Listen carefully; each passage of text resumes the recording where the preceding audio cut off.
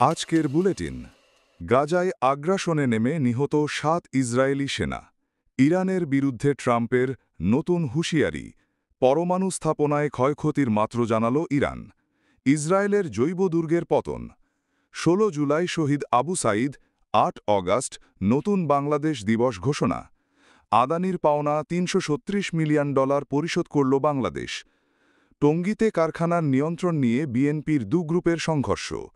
জুলাই সনদ নিয়ে ওয়াদা ভঙ্গ করেছে অন্তর্বর্তী সরকার, বিক্ষোভের ডাক।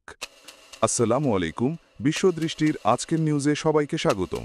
এতক্ষণ শুনছিলেন সংবাদ শিরোনাম, এবার বিস্তারিত। গাজায় হামাসের হামলায় ৭ ইসরায়েলি সেনা নিহত, উত্তেজনা তুঙ্গে। গাজায় চলমান সংঘাতে নতুন করে উত্তেজনা ছড়িয়ে পড়েছে।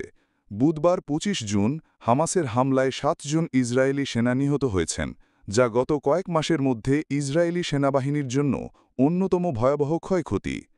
নিহত সেনারা খান ইউনিস এলাকায় একটি সামরিক যান নিয়ে টহল দেওয়ার সময় হামাসের এতে রাখা বোমার বিস্ফোরণে প্রাণ হারান। হামাস এই হামলার দায় স্বীকার করেছে। এই ঘটনার পর ইসরায়েলি সেনাবাহিনীর মুখপত্র জানিয়েছেন, ৭ অক্টোবর ২০২৩ সাল থেকে গাজায় ইসরায়েলি অভিযানে নিহত সেনার সংখ্যা বেড়ে ৮৭৯ জনে দাঁড়িয়েছে। অন্যদিকে গত ২৪ ঘণ্টায় ইসরায়েলি হামলায় অন্তত ৭৪ জন ফিলিস্তিনি নিহত হয়েছেন এবং ৭ অক্টোবরের পর থেকে এই পর্যন্ত গাজায় নিহতের সংখ্যা ৫৬,০০০-এর বেশি, যাদের বেশিরভাগই বেসামরিক। এছাড়াও মঙ্গলবার গাজায় খাদ্য সহায়তা নিতে আসা আরও অন্তত ৪০ জন ফিলিস্তিনিকে গুলি করে হত্যা করেছে ইসরায়েলি বাহিনী। এই ঘটনাগুলো এমন সময় ঘটল যখন ইরানের সঙ্গে যুক্তরাষ্ট্রের মধ্যস্থতায় যুদ্ধবিরতি কার্যকর হয়েছে এবং অনেকেই গাজায় শান্তি ফেরার আশা করছিলেন। মার্কিন প্রেসিডেন্ট ডোনাল্ড ট্রাম্প আশা প্রকাশ করলেও ইসরায়েলি সরকার এখনও গাজায় যুদ্ধবন্ধের পক্ষে নয়। তবে ইসরায়েলের রাজনৈতিক ও সামাজিক মহলে যুদ্ধবিরতির দাবি জোরালো হচ্ছে। গাজায় এখনও প্রায় ৫০ জন ইসরায়েলি জিম্মি অবস্থায় রয়েছেন, যাদের ৩০ জনের জীবিত থাকার সম্ভাবনা কম। পরমাণু কর্মসূচিতে ফিরলে ফের হামলা। মার্কিন প্রেসিডেন্ট ডোনাল্ড ট্রাম্প নেদারল্যান্ডসের দ্য হেগে অনুষ্ঠিত ন্যাটো সম্মেলনে ইরানের বিরুদ্ধে নতুন করে সামরিক হামলার হুঁশিয়ারি দিয়েছেন। তিনি স্পষ্ট ভাষায় জানিয়েছেন, যদি ইরান আবারও তাদের পারমাণবিক সমৃদ্ধিকরণ কর্মসূচি শুরু করার চেষ্টা করে, তাহলে যুক্তরাষ্ট্র কঠোর সামরিক পদক্ষেপ নেবে। ট্রাম্প বলেন, অবশ্যই আমরা আবার হামলা করব। এই মুহূর্তে ইরান কিছুই সমৃদ্ধ করতে চায় না। তারা কেবল নিজেদের ঘুরে দাঁড়ানোর চেষ্টা করছে। কিন্তু তারা বোমা পাবে না। তারা ইউরেনিয়ামও সমৃদ্ধ করতে পারবে না। তবে একই সঙ্গে তিনি ভবিষ্যতে ইরানের সঙ্গে সম্পর্ক গড়ে তোলার সম্ভাবনারও ইঙ্গিত দিয়েছেন। সম্প্রতি ইসরায়েল ও ইরানের মধ্যে হওয়া যুদ্ধবিরতিকে ট্রাম্প অত্যন্ত সমতাভিত্তিক বলে বর্ণনা করেছেন এবং ইরানের পরমাণু স্থাপনায় যুক্তরাষ্ট্রের সাম্প্রতিক হামলাকে একটি বিশাল বিজয় ও জবরদস্ত এক আঘাত হিসেবে উল্লেখ করেছেন। ট্রাম্প স্বীকার করেছেন যে এই সংঘাতে ইসরায়েলও বড় ধরনের ক্ষতির সম্মুখীন হয়েছে। বিশেষ করে ব্যালিস্টিক মিসাইলের আঘাতে অনেক ভবন ধ্বংস হয়েছে। ট্রাম্প ইসরায়েলি প্রধানমন্ত্রী বেঞ্জামিন নেতানিয়াহুর নেতৃত্বের প্রশংসা করেছেন। এছাড়াও ট্রাম্প দাবি করেছেন যে গাজায় যুদ্ধবিরতি ও বন্দিমুক্তি চুক্তির বিষয়ে উল্লেখযোগ্য অগ্রগতি হয়েছে এবং এর কারণ হল ইরানের পরমাণু স্থাপনায় যুক্তরাষ্ট্র ও ইসরায়েলের যৌথ হামলা। তিনি আশা করছেন খুব শিগগিরই গাজা চুক্তির বিষয়ে ভালো খবর পাওয়া যাবে। ইরানের পারমাণবিক স্থাপনায় মার্কিন হামলার ক্ষয়ক্ষতির মাত্রা নিয়ে পরস্পর বিরোধী বক্তব্য পাওয়া যাচ্ছে। মার্কিন প্রেসিডেন্ট ডোনাল্ড ট্রাম্প দাবি করেছেন যে হামলায় ইরানের পারমাণবিক সক্ষমতা সম্পূর্ণ ধ্বংস হয়ে গেছে এবং তাদের কর্মসূচি কয়েক দশক পিছিয়ে গেছে। তিনি এমনকি হিরোশিমা নাগাসাকির উদাহরণ টেনে বলেছেন যে এই হামলা ইসরায়েল ইরান যুদ্ধ বন্ধ করেছে। অন্যদিকে মার্কিন ডিফেন্স ইন্টেলিজেন্স এজেন্সি ডিআইএ জানিয়েছে যে ফোর্দো, নাতাঞ্জ ও ইস্পাহানে পরমাণু স্থাপনাগুলো ক্ষতিগ্রস্ত হয়েছে বটে, তবে সেগুলো ধ্বংস হয়নি এবং পুনরুদ্ধার করা সম্ভব। তবে ইরানের পররাষ্ট্র মন্ত্রণালয়ের মুখপাত্র ইসমাইল বাগেই আল জাজিরার সাথে সাক্ষাৎকারে নিশ্চিত করেছেন যে মার্কিন B-2 বোমারু বিমান ব্যবহার করে চালানো হামলায় তাদের পারমাণবিক স্থাপনাগুলো মারাত্মকভাবে ক্ষতিগ্রস্ত হয়েছে। তিনি হামলার বিস্তারিত তথ্য না দিলেও ক্ষয়ক্ষতির বিষয়টি স্বীকার করেছেন। ট্রাম্প ডিআইএর প্রতিবেদন প্রত্যাখ্যান করে বলেছেন যে ইসরায়েলের মূল্যায়নের পরই ক্ষতির পূর্ণাঙ্গ চিত্র পাওয়া যাবে। নেসেদ জিওনের গোপন ল্যাবে ইরানের হামলা। ইসরায়েলের গোপন অস্ত্রের আস্তানায় আঘাত। সম্প্রতি ইরানের ক্ষেপণাস্ত্র হামলায় ইসরায়েলের নেসেৎজিয়ানস্থ Israel institute for biological research নামের একটি গোপন ল্যাবরেটরি ধ্বংসস্তূপে পরিণত হয়েছে। যদিও মার্কিন হামলায় ইরানে ব্যাপক ক্ষয়ক্ষতি হওয়ার কারণে এই খবরটি গণমাধ্যমে তেমন আসেনি, তবে এই ঘটনাকে ইসরায়েলের দম্ভের অন্যতম প্রতীক এবং অদৃশ্য সুরক্ষাবলের ধ্বংস হিসেবে দেখা হচ্ছে। আইআইবিআর হল ১৯৫২ সালে প্রতিষ্ঠিত একটি জৈবিক নিরাপত্তা ঘাঁটি, যা ইসরায়েলি সামরিক ইউনিট হেমেড বেইতের ছায়া থেকে জন্ম নেয়। এই রগসাগারটি anthrax, botulinum toxin, ricin, VX nerve গ্যাসের মতো প্রাণঘাতী উপাদান নিয়ে গবেষণা ও জৈব রাসায়নিক অস্ত্র তৈরির অভিযোগে অভিযুক্ত, যদিও ইসরায়েল তা কখনো স্বীকার বা অস্বীকার করেনি। ১৯৯২ সালের এল আল বিমানের রহস্যজনক ডিএমএনটি রাসায়নিক বহনের ঘটনা এই প্রতিষ্ঠানকে ঘিরে আরও প্রশ্ন তৈরি করেছিল। প্রায় ৪০০ কর্মী, যার অর্ধেক পিএইচডিধারী বিজ্ঞানী, এখানে কাজ করেন। ১৯৯০-এর দশকে স্কাড মিসাইলের হুমকির পর থেকে ইসরায়েলি সরকার এই রগসাগারটির সুরক্ষায় বিপুল অর্থ ব্যয় করে।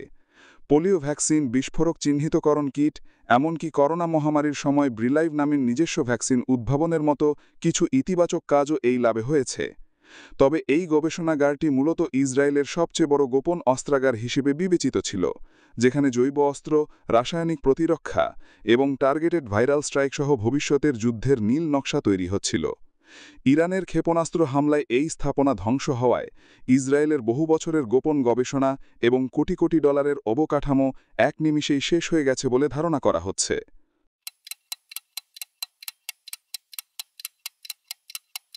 গণপ্রজাতন্ত্রী বাংলাদেশ সরকার সম্প্রতি ৩টি নতুন দিবস ঘোষণা করেছে। এর মধ্যে ৮ আগস্টকে নতুন বাংলাদেশ দিবস হিসেবে ঘোষণা করা হয়েছে। এটি ছাত্র জনতার অভ্যুত্থানে সরকার পতনের পর অধ্যাপক ড. মোহাম্মদ ইউনূসের নেতৃত্বে অন্তর্বর্তী সরকার গঠনের দিনকে স্মরণ করে। এছাড়াও গণ আন্দোলন চলাকালীন রংপুরে পুলিশের গুলিতে নিহত ছাত্র আবু সাঈদের স্মৃতিতে ১৬ জুলাইকে শহীদ আবু সাঈদ দিবস ঘোষণা করা হয়েছে। অন্যদিকে ৫ অগাস্টকে জুলাই গণ অভ্যুত্থান দিবস ঘোষণা করা হয়েছে, যা জুলাই মাসের গণ অভ্যুত্থানকে স্মরণীয় করে রাখবে। এই ৩টি দিবস পালনের জন্য মন্ত্রিপরিষদ বিভাগ থেকে আলাদা পরিপত্র জারি করা হয়েছে এবং সংশ্লিষ্ট সব মন্ত্রণালয়, বিভাগ ও সংস্থাকে যথাযথভাবে এই সিদ্ধান্ত প্রতিপালনের নির্দেশ দেওয়া হয়েছে। এর মধ্যে ৫ অগাস্ট ক শ্রেণীভুক্ত দিবস এবং ৮ অগাস্ট ও ১৬ জুলাই ক শ্রেণীভুক্ত দিবস হিসেবে অন্তর্ভুক্ত করা হয়েছে। বাংলাদেশ বিদ্যুৎ উন্নয়ন পর্ষদ বিপিডিবি ভারতের আদানি পাওয়ার লিমিটেডকে গোড্ডা বিদ্যুৎ কেন্দ্র থেকে সরবরাহিত বিদ্যুতের বিপরীতে ৩৩৬ মিলিয়ন মার্কিন ডলার বকেয়া পরিশোধ করেছে। ২০২৫ সালের মার্চ পর্যন্ত এই বকেয়া তৈরি হয়েছিল। বিদ্যুৎ বিভাগের পক্ষ থেকে মঙ্গলবার ২৪ জুন এই তথ্য নিশ্চিত করা হয়েছে। পাওয়ার ডিভিশনের সচিব ফারজানা মমতাজ জানান, বকেয়া পরিশোধের ফলে কেন্দ্রটির উৎপাদন চালু রাখতে আর কোনো ঝুঁকি নেই, তবে কয়লার মূল্য নিয়ে এখনও মতবিরোধ রয়েছে। আদানি পাওয়ার লিমিটেড ৩০ জুনের মধ্যে অর্থ পরিশোধের শর্তে প্রায় $২০ মিলিয়ন সারচার্জ মওকুফ করেছে। এর আগে ১৭ জুন আদানি পাওয়ার বকেয়া অর্থ দ্রুত পরিশোধের অনুরোধ জানিয়েছিল, অন্যথায় ঝাড়খণ্ডের গোড্ডা বিদ্যুৎ কেন্দ্রের উৎপাদন ব্যাহত হয়ে বাংলাদেশে বিদ্যুৎ সরবরাহে বড় সংকট সৃষ্টির আশঙ্কা প্রকাশ করেছিল। এই পরিশোধ এমন এক সময় হল যখন বাংলাদেশের অর্থনীতি বৈদেশিক ঋণ পরিশোধের তীব্র চাপে রয়েছে। বিদ্যুৎ বিশেষজ্ঞরা বলছেন, আদানিকে বকেয়া পরিশোধ একটি সাময়িক সমাধান হলেও এই ধরনের দীর্ঘমেয়াদী চুক্তি ও ব্যয়বহুল আমদানি নির্ভরতা ভবিষ্যতে আরও বড় অর্থনৈতিক চাপে ফেলতে পারে, বিশেষ করে যখন বিশ্ববাজারে কয়লার মূল্য ও ডলার সংকট বিদ্যমান। অন্তর্বর্তী সরকার থাকায় আন্তর্জাতিক চুক্তি নিয়ে নতুন সমঝোতার সুযোগ সীমিত, যা বিদ্যুৎ সংস্থানের মৌলিক সমাধানের অনিশ্চয়তা বাড়িয়ে তুলছে। গাজীপুরের টঙ্গী পূর্ব থানাধীন বিসিক শিল্প এলাকায় একটি ওয়াশিং কারখানার নিয়ন্ত্রণ নিয়ে বিএনপির সহযোগী সংগঠনের ২ গ্রুপের মধ্যে সংঘর্ষ, ধাওয়া পাল্টা ধাওয়া এবং গুলি ছোড়ার ঘটনা ঘটেছে। ঘটনাটি বুধবার ২৫ জুন দুপুর ও সন্ধ্যায় ২ দফায় ঘটেছে। এই সংঘর্ষের মূলে ছিল ঢাকা ওয়াশিং প্ল্যান্ট ২ নামের একটি কারখানা। যুবদল ও শ্রমিক দলের নেতার মোহাম্মদ আব্দুল কুদ্দুস ও মোহাম্মদ শাকিল আহমেদ এই কারখানায় ওয়াশিং কার্যক্রম চালাচ্ছিলেন, যারা টঙ্গী পূর্ব থানা বিএনপির সাংগঠনিক সম্পাদক মোহাম্মদ বিল্লাল হোসেনের অনুসারী ছিলেন।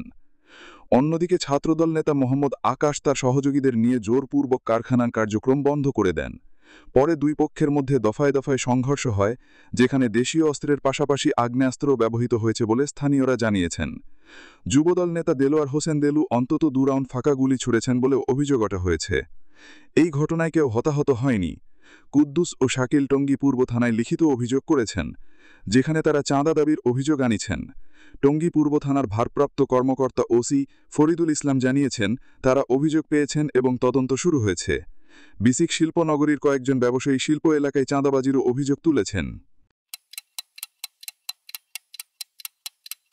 এখানে অন্তর্বর্তীকালীন সরকারের বিরুদ্ধে জুলাই সনদ বা জুলাই ঘোষণাপত্র নিয়ে ওয়াদা ভঙ্গের অভিযোগ তোলা হয়েছে। গত 10 মে আইন সলাহকার আসিফ নজরুল ঘোষণা করেছিলেন যে 30 কার্যদিবসের মধ্যে এই ঘোষণাপত্র দেয়া হবে, কিন্তু সেই সময়সীমা আজ শেষ হলেও তা ঘোষণা হয়নি। জুলাই ঐক্য নামের একটি সম্মিলিত প্ল্যাটফর্ম মনে করছে যে সরকার ছাত্র জনতার রক্তের সাথে বিশ্বাসঘাতকতা করছে। তারা আরও উল্লেখ করেছেন যে অন্তর্বর্তীকালীন সরকার গঠনের পর থেকে জুলাইয়ের ছাত্র জনতার বাড়িঘরে হামলা ও আগুন দেওয়ার ঘটনা ঘটেছে। তাদের দাবি, জুলাই গণঅভ্যুত্থান কোনো সাধারণ তারিখ নয়, বরং এটি অন্যায় ও ফ্যাসিবাদের বিরুদ্ধে ছাত্র জনতার প্রতিরোধের এক গৌরবময় অধ্যায়। তারা অন্তর্বর্তীকালীন সরকারকে হুঁশিয়ারি দিয়েছে যে অবিলম্বে জুলাইয়ের মধ্যেই ঘোষণাপত্র প্রকাশ না করা হলে কঠোর কর্মসূচির মাধ্যমে তা আদায় করা হবে এবং এই প্রতিশ্রুতি ভঙ্গের দায় সরকারকে নিতে হবে। এই প্রতিশ্রুতি ভঙ্গের প্রতিবাদে এবং জুলাই সনদের দাবিতে বৃহস্পতিবার রাত 8টায় শাহবাগে বিক্ষোভ মিছিল হবে। সুপ্রিয় দর্শক, এই ছিল আজকের দেশ বিদেশের প্রধান সংবাদগুলোর সংক্ষিপ্ত বিশ্লেষণ। পরবর্তী নিউজ পেতে চ্যানেলটি সাবস্ক্রাইব করে বেল আইকনে ক্লিক করে রাখুন। আসসালামু আলাইকুম ওয়া রাহমাতুল্লাহ।